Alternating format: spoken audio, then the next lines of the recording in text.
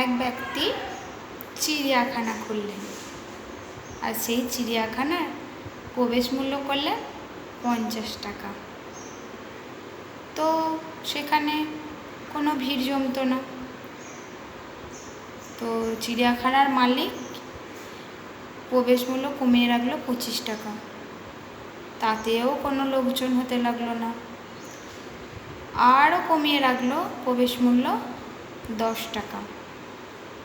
তো তাতেও কোনো মানুষ চিড়িয়াখানায় যেতে লাগলো না। চিড়িয়াখানায় কোনো ভিড়ই হতে লাগলো না। এরপর তিনি অনেক ভেবেচিন্তে চিড়িয়াখানার প্রবেশ মূল্য ফ্রি করে দিলেন। তখন দলে দলে প্রচুর মানুষের ভিড় চিড়িয়াখানা দেখতে যাওয়ার জন্য।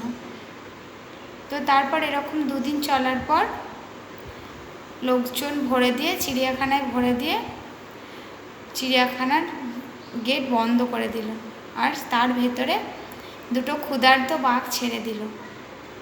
তো তখন মানুষজন বাইরে বেরিয়ে আসার জন্য আপ্রাণ চেষ্টা করতে থাকায় তখন সেই ব্যক্তি বাহির মূল্য করলেন 399 টাকা।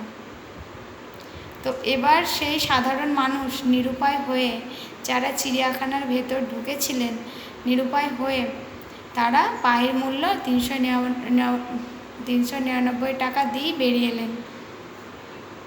বুঝেছেন?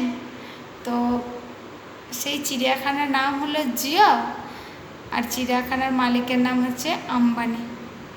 তা কেমন খেলাটা খেলেছে দেখতেই তো পাচ্ছ বন্ধুরা।